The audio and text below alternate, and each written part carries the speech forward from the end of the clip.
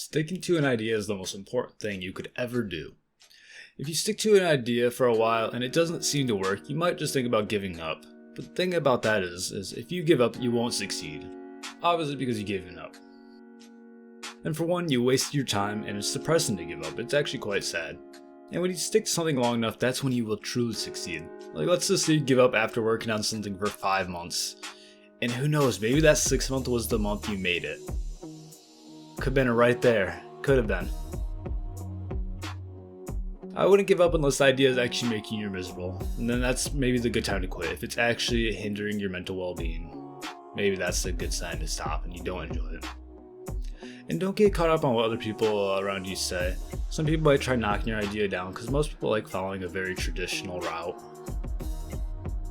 But another thing that you should really do is not compare yourself to other people around you. You know, you might be making a YouTube channel and you see this guy 15 million subscribers and you're like, why do I only have 25? Am I not as good as him?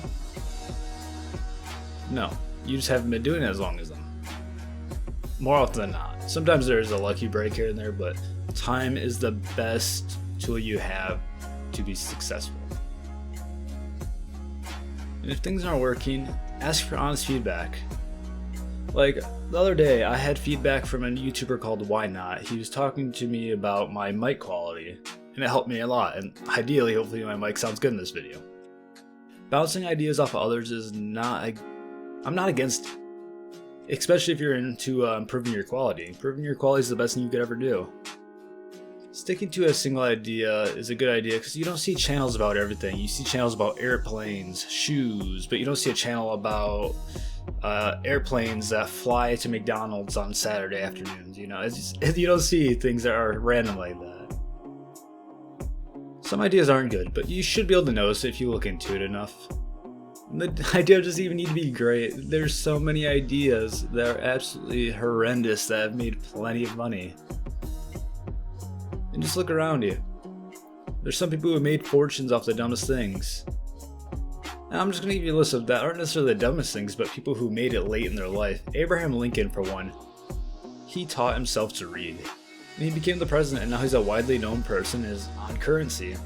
Stan Lee made it at 39. That's the maker of Marvel. All the superhero movies and all that. Bob Ross, the painter, was in the Air Force for 20 years. Samuel L. Jackson, the actor, became famous at 46.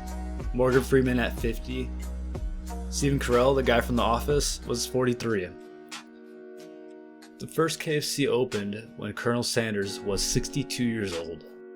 And Liam Neeson, the guy from Taken, was 40. Giving up is not the answer, but it's probably the answer we all want to follow. And just remember, don't give up and you'll be set.